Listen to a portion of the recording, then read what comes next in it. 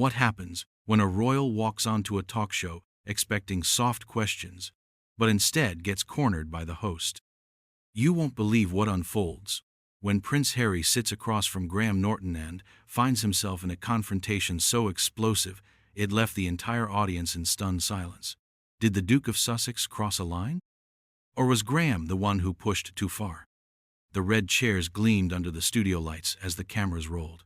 The audience leaned forward in anticipation. Prince Harry rarely gave interviews these days, and when he did, every word could set headlines ablaze. Graham Norton welcomed him with that signature grin that usually put even the most guarded celebrities at ease. But tonight, there was something different behind that smile, an undercurrent of tension that seemed to tighten the air between them. Graham began politely enough, offering the Duke a chance to talk about his new documentary. Harry obliged, launching into a carefully practiced speech about transparency, mental health, and breaking cycles of generational trauma. But Graham's expression didn't soften. He waited for Harry to finish before leaning forward, voice deceptively warm. "So," Graham said, tapping his pen against the cue cards, "would you say you've found peace then? Even after turning your back on your family and, by extension, the entire country that supported you?" A quiet gasp rippled through the crowd. Harry blinked, caught off guard. His polished composure slipped just enough to show the flicker of irritation in his eyes. "I haven't turned my back on anyone," he replied, the edge in his tone sharpening. "I did what I felt was necessary for my family's well-being. If people choose to see that as betrayal, that's their problem." The corner of Graham's mouth twitched, though whether it was amusement or disdain was impossible to tell. "Interesting," he said, lifting one brow.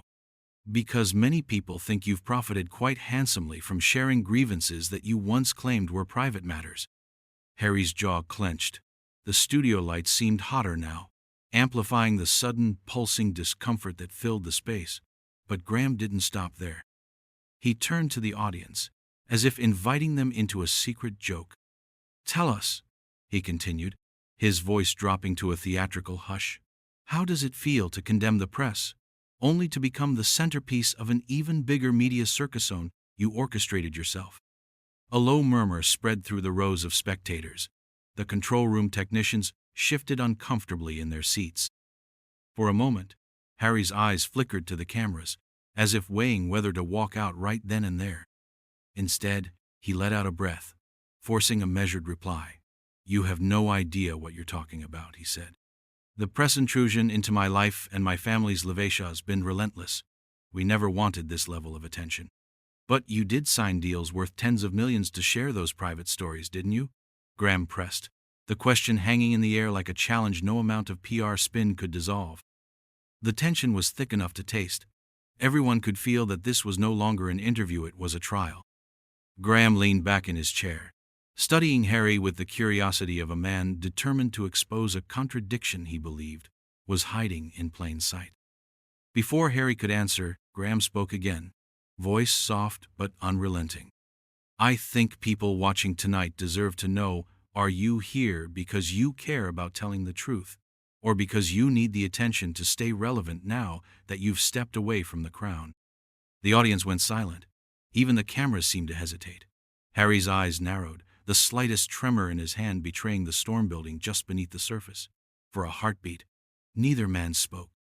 And that's where this extraordinary showdown started to spiral into something no one could have predicted. Prince Harry's stare hardened into something almost glacial. You could see every muscle in his jaw tightening, the corded tension along his throat. The audience, who had moments before been buzzing with second-hand excitement, now sat frozen, as though any noise might ignite the powder keg smoldering between the host and his royal guest. Graham Norton didn't flinch. He maintained that polite, razor-edged smile that had eviscerated countless egos over the years. But even he seemed aware they had crossed an invisible line. The line between a probing conversation and outright accusation. Prince Harry shifted in his chair, placing both hands carefully on his knees. His voice, when it came, was measured in a way that suggested he was one breath from losing control. "I didn't come here to justify every decision I've ever made," he said. And I certainly didn't come here to be lectured by someone who profits from turning celebrities into punchlines.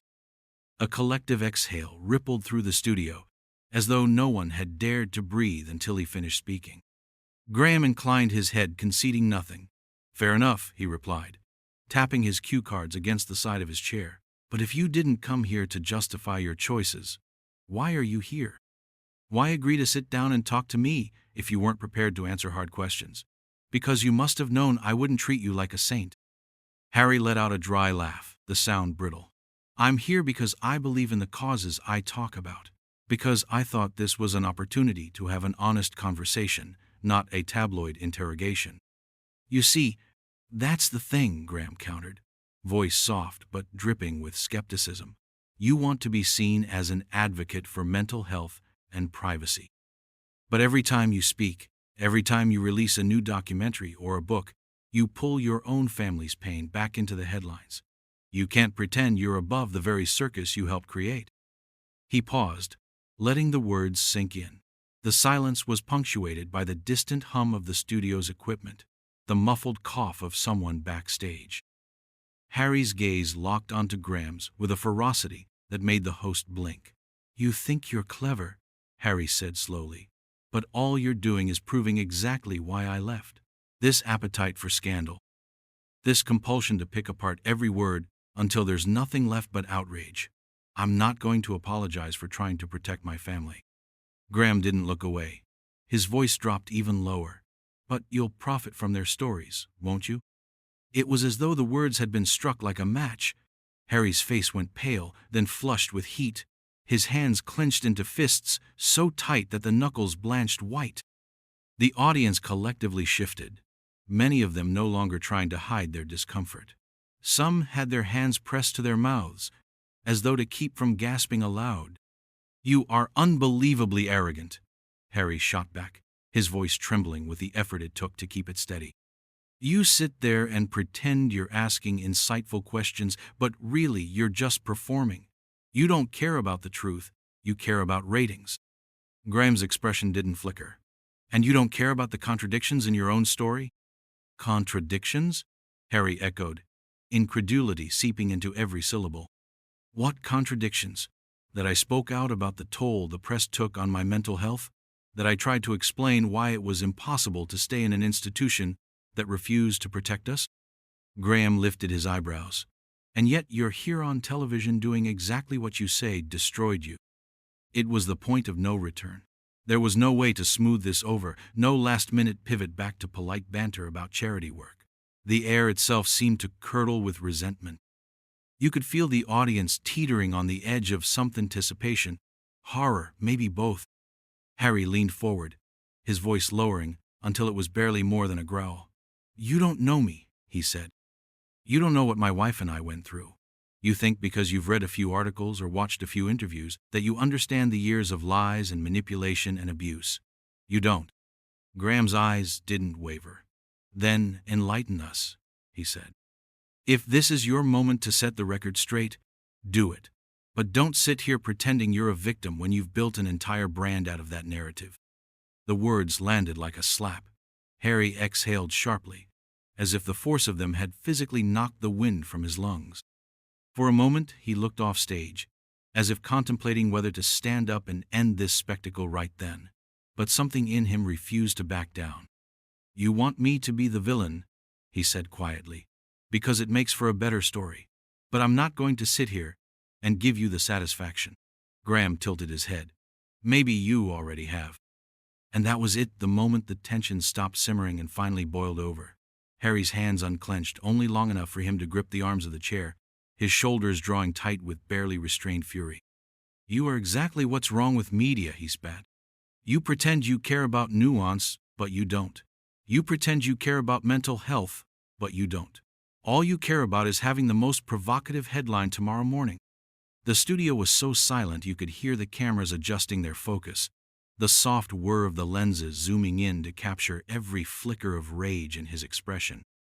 Graham studied him, the faintest glimmer of something, pity, satisfaction, crossing his face. Before the host could reply, Harry straightened in his chair. He looked out across the rows of stunned faces. The audience, now a sea of uneasy witnesses to this raw, unpolished fury. His voice came out hoarse. "I'm done here."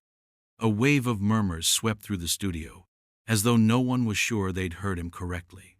Graham blinked, clearly taken aback that the confrontation was spiraling out of his control. "You're just going to walk out?"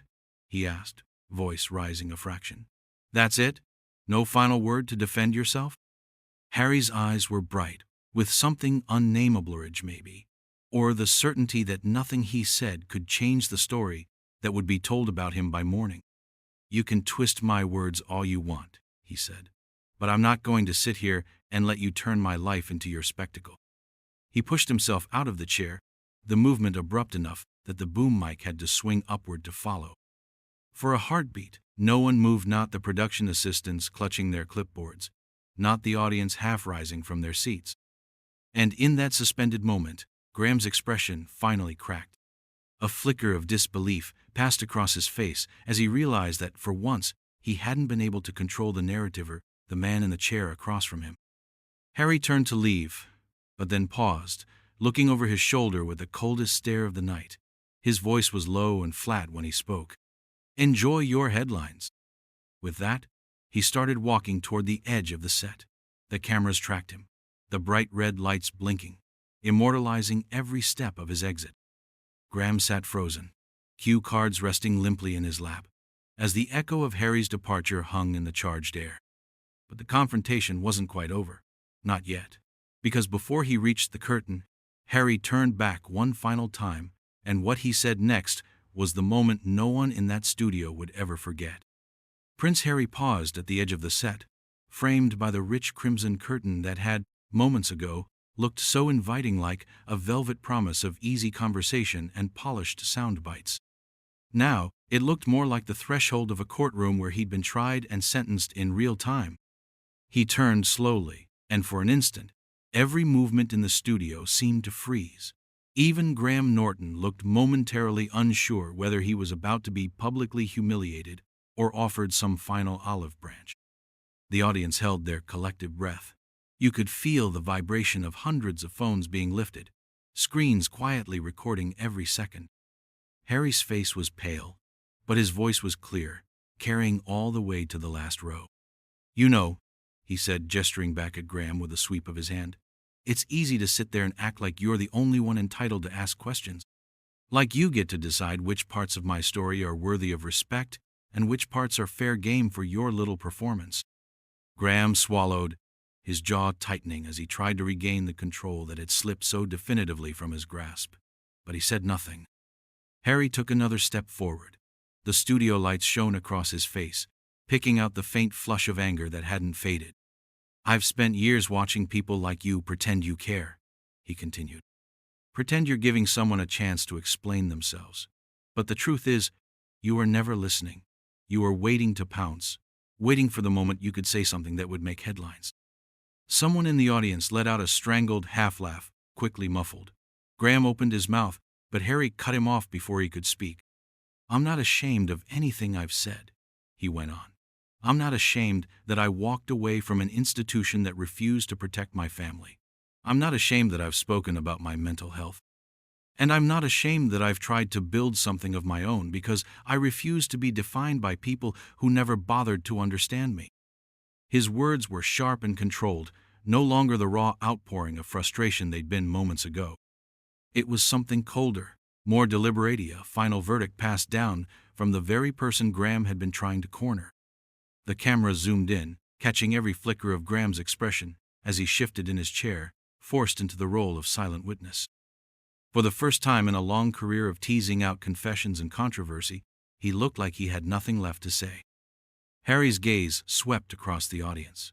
He seemed to see past their wide eyes and whispered commentary, past the journalists already drafting articles in their minds, past every person who would inevitably reduce this moment to another viral clip, stripped of its context.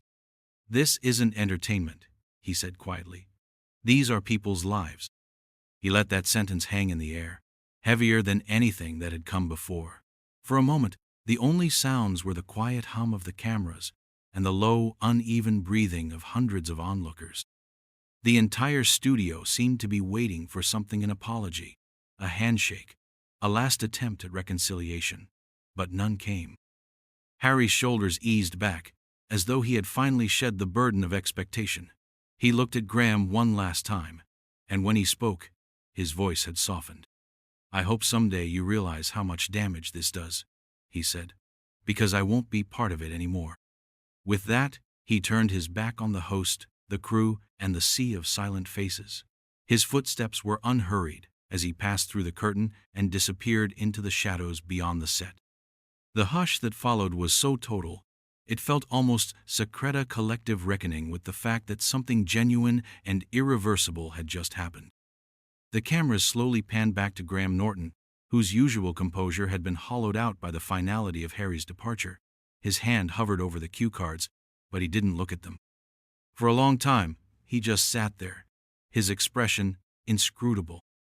Finally, he lifted his head, scanning the audience as though searching for someone who might offer him a lifeline, but no one did. Even the production assistants stood motionless, their headsets slack around their necks. Graham cleared his throat. When he spoke, his voice was lower than usual, almost contemplative. "Well," he said, managing the ghost of a smile, "I think that's the first time anyone's ever walked out on me quite like that." A few awkward chuckles rippled across the rows of seats, but they died quickly, replaced by the lingering sense that everyone was witnessing the aftermath of something more significant than just a talk show meltdown. There was no tidy resolution, no carefully scripted reconciliation to leave everyone feeling comfortably entertained. And perhaps that, more than anything, was what made the moment unforgettable. Backstage, the sound of Harry's footsteps faded, swallowed by the maze of corridors that led away from the stage. No cameras followed him. No microphones captured whatever words he might have spoken in private. All that remained was the echo of his final statement, blunt, unvarnished truth that refused to be reduced to a soundbite. The studio lights dimmed just a fraction, signaling the end of the segment. Graham straightened the stack of cue cards with deliberate care, but there was no mistaking the way his hands trembled around the edges. He looked out at the audience, his eyes sweeping the rows of stunned faces, and for the briefest moment, something like regret passed across his features. But then he took a slow breath, squared his shoulders, and turned back to the camera. "That was eventful," he said, voice regaining a measure of its usual smoothness. "I'd like to thank Prince Harry for joining us tonight, however briefly." A smattering of hesitant applause rose, as though the audience wasn't sure whether they were supposed to clap at all. Graham inclined his head, the practiced host once more, but the tension in his jaw betrayed the unease he couldn't quite swallow. He paused, weighing whether to add anything further, and for a heartbeat, it looked as though he might actually offer something sincere, a moment of self-reflection, an acknowledgement that he'd overstepped. But whatever the thought was, he buried it behind the flicker of his professional smile. "Coming up next," he announced, his voice lifting into the well-worn cadence of a man determined to move on, "we have another guest ready to join us. Let's take a quick break." The studio lights brightened, and a low buzz began to fill the room as stagehands moved in to reset the chairs and reposition the cameras. But even as the crew bustled about, no one could fully shake the electricity of what they'd just witnessed. Because it wasn't just a confrontation. It wasn't just a celebrity walking out. It was something rarer, a moment when all the pretense dropped away, and a man who'd been caricatured in 1,000 tabloid headlines stood his ground and refused to be turned into another punchline. As the credits rolled across the monitors and the theme music swelled, the audience rose slowly to their feet. Some were already tapping notes into their phones, eager to be the first to share their accounts of the showdown. Others simply stood in silence, replaying the clash in their minds.